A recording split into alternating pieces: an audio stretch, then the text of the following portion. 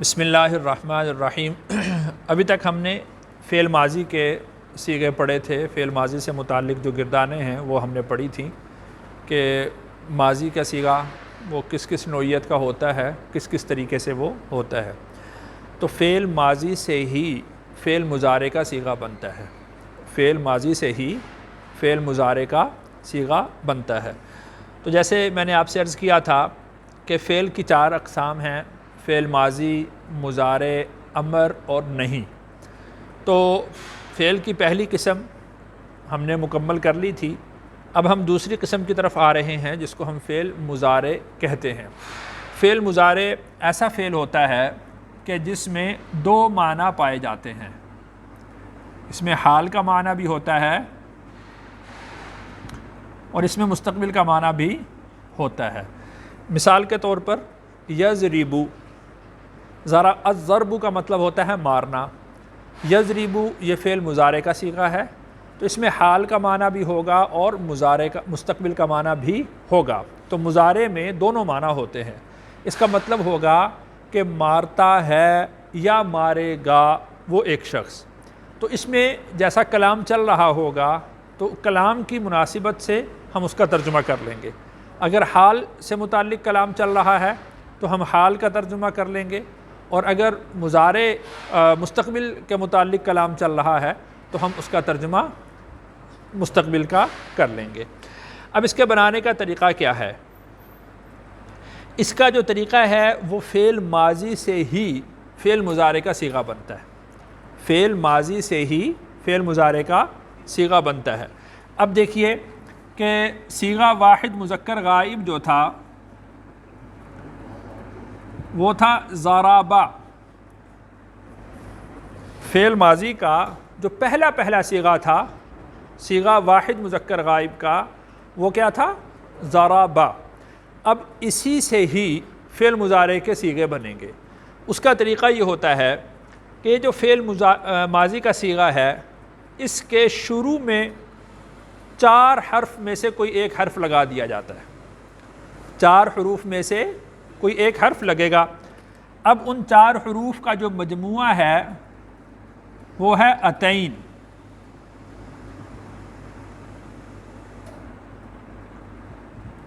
اب اگر ہم ان کو الگ الگ دیکھیں تو حمزہ، تا، یا اور نون۔ اب ضربا کے شروع میں اگر حمزہ لگائیں تو وہ بن جائے گا اضربو، تا لگائیں تو بنے گا تضربو، یا لگائیں تو بنے گا یضربو، نون لگائیں تو بنے گا نضربو۔ اب یہ جو صیغے بولے ہیں اضربو یہ واحد متکلم کا صیغہ ہو گیا، میں مارتا ہوں یا میں ماروں گا۔ اگر تا لگاتے ہیں تضربو، تو مارتا ہے یا تو مارے گا، یضربو وہ مارتا ہے یا وہ مارے گا، نضربو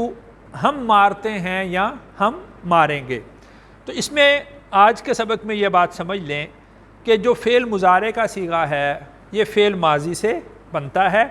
فعل مضارع کے اندر دونوں معنی ہوتے ہیں، حال کا معنی بھی ہوتا ہے، مستقبل کا معنی بھی ہوتا ہے۔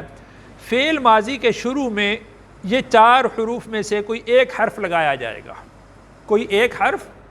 فعل ماضی کے شروع میں لگا دیا جائے گا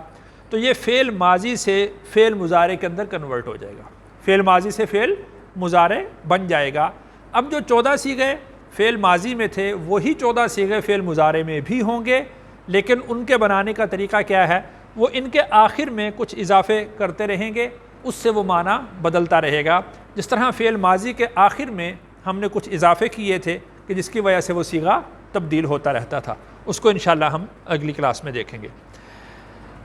علم النحو کی طرف آتے ہیں۔ اس سے پہلے ہم نے اسم کی علامات پڑھی تھیں، اسم کی کل 11 علامات ہیں جن کو ہم نے تفصیل سے دیکھا تھا۔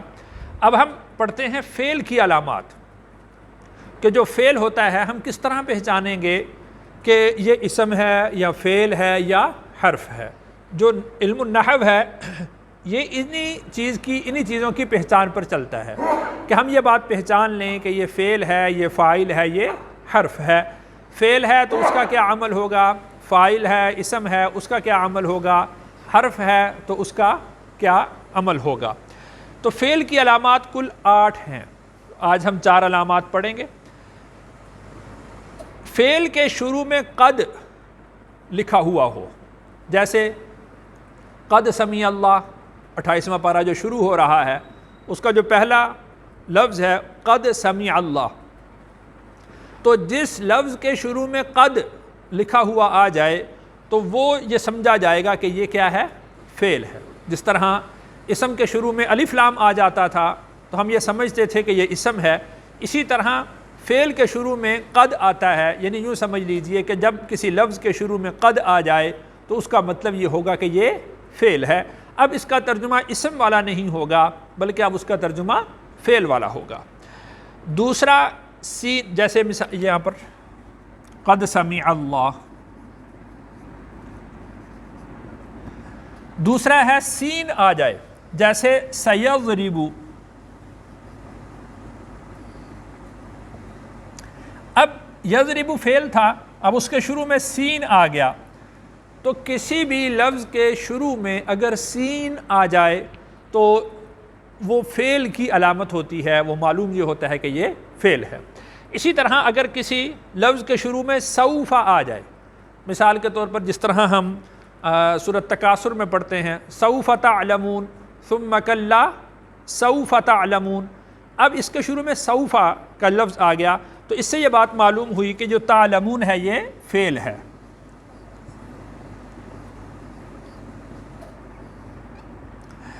اب اسی طرح حرف جزم، جس طرح ہم نے پڑھا تھا اسم کی علامات میں کہ اس کے شروع میں حرف جر آ جاتا ہے، جیسے لزید، علیہ، فیہ، من، یہ حرف جر ہیں، حروف جارہ ہیں، تو ان میں سے کوئی آ جائے تو وہ اسم کی علامت ہوتا تھا۔ اسی طرح اگر کسی فعل کے شروع میں حرف جزم آ جائے تو یہ بھی اس بات کی علامت ہوتی ہے کہ حرف جزم کے بعد آنے والا لفظ وہ فعل ہوگا، جیسا کہ لم یضرب،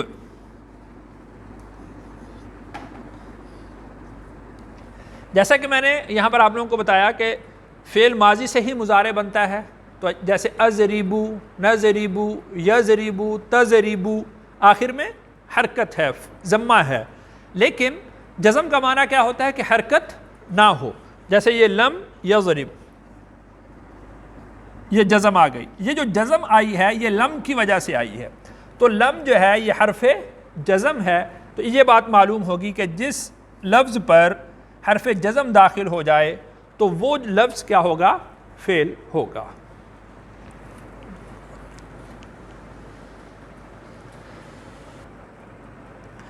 اب ہم آتے ہیں سورۃ البقرہ کی آیت نمبر 21 اور 22 کی طرف۔ یا ایھا الناس، اے لوگو، یا ایھا الناس کا معنی کیا ہوا جی، اے لوگو، جس طرح یا ایھا الذین آمنوا، اے ایمان والو، تو یہاں پر ہے یا ایھا الناس، اس کا ترجمہ کیا ہوگا، اے لوگو، اعبدوا، تم عبادت کرو، اعبدو کا مطلب کیا ہے جی، تم عبادت کرو۔ دیکھیں کہ اس کے آخر میں واو اور الف ہے، اس سے یہ بات معلوم ہوئی کہ یہ جمع کا صیغہ ہے، تو چونکہ مخاطب کیا گیا ہے ایھا الناس، سب لوگوں کو، تو اعبدو تو یہ جمع کا صیغہ ہوگا کہ تم سب عبادت کرو، ربکم، رب الگ لفظ ہے، کم کا مطلب لفظ الگ ہے،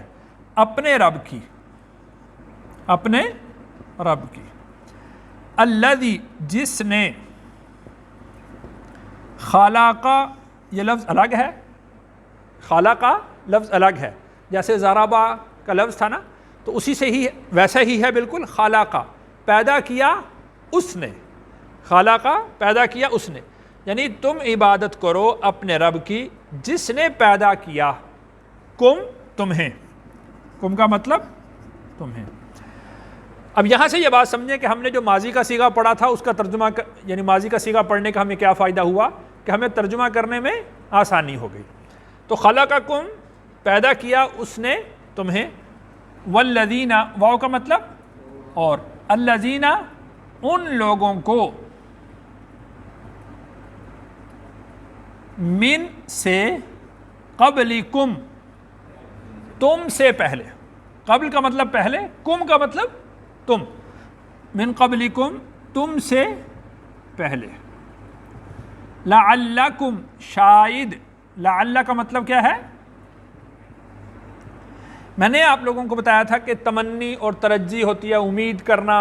یا تمنا کرنا، تو لعلکم شاید کہ تم، تتقون تم پرہیزگار ہو جاؤ۔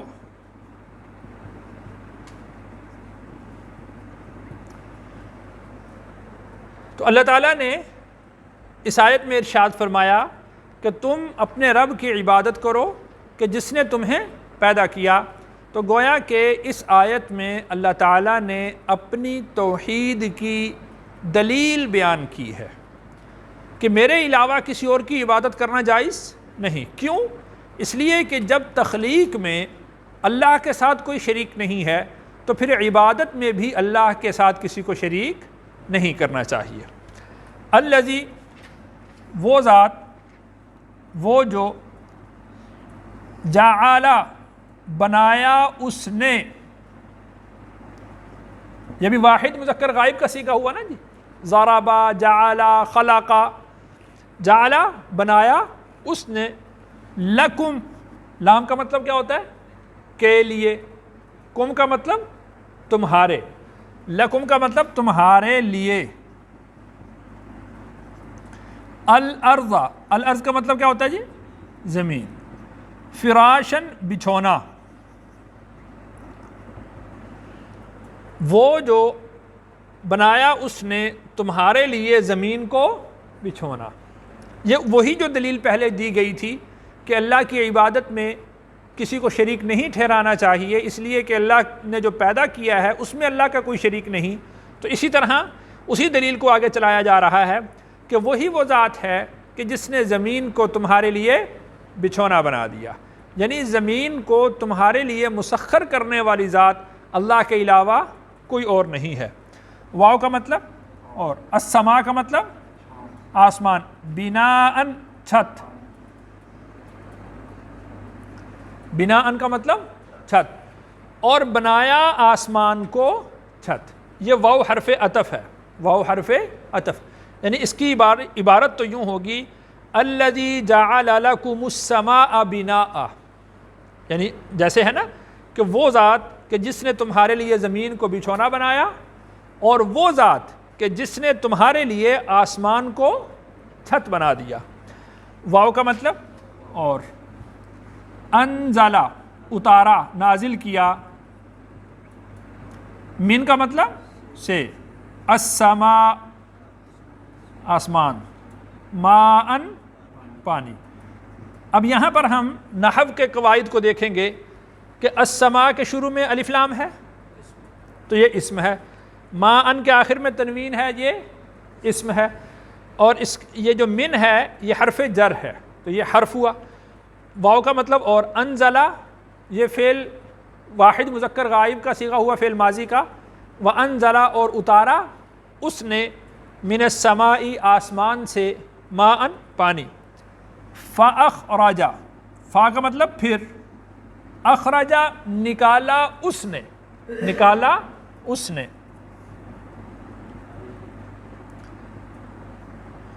بہی اس کے ذریعے، یعنی با کا مطلب میں نے آپ لوگوں کو بتایا تھا کہ اس کا ایک مطلب سبب ہوتا ہے، یعنی پانی نازل کیا اور پانی نازل کرنے کے ذریعے، پانی نازل کرنے کے سبب نکالا، من کا مطلب سے، الثمرات پھل،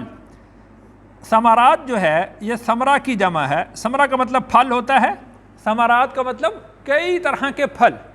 آسمان سے پانی کو نازل کیا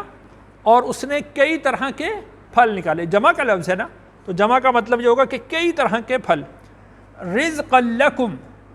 بطور رزق کے، رزقن کا مطلب کیا ہوا جی؟ بطور رزق کے،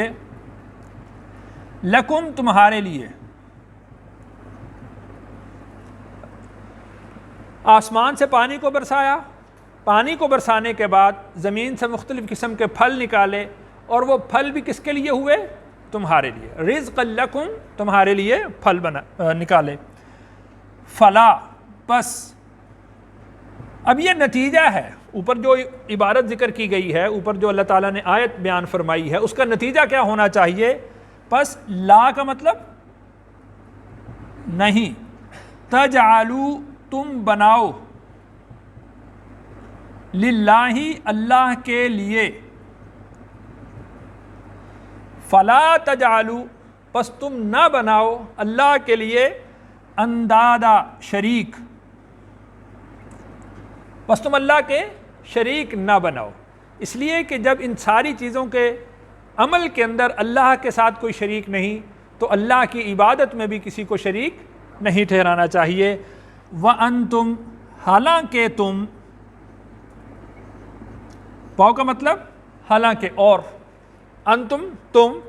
تعلمون تم جانتے ہو، حالانکہ تم جانتے ہو کہ آسمان سے پانی برسانے والا سوائے اللہ کے کوئی نہیں، زمین کو بچھونا بنانے والا اللہ کے علاوہ کوئی نہیں، آسمان سے پانی برسانے والا اللہ کے علاوہ کوئی نہیں، آسمان کو چھت بنانے والا اللہ کے علاوہ کوئی نہیں، آسمان سے پانی کو برسانے کے بعد زمین سے پھلوں کو نکالنے والا اللہ کے علاوہ کوئی نہیں، یہ ساری باتیں تم جانتے ہو، تو اس کا جو نتیجہ ہونا چاہیے کہ پھر عبادت بھی خالص اسی کی ہونی چاہیے۔ یہ ساری باتیں تم جانتے ہو تو اس کا نتیجہ یہ ہے کہ اللہ کے علاوہ کسی کو شریک نہ ٹھہراؤ۔ اللہ تعالیٰ سے دعا ہے اللہ تعالیٰ مجھے اور آپ کو اس کا فہم نصیب فرمائے۔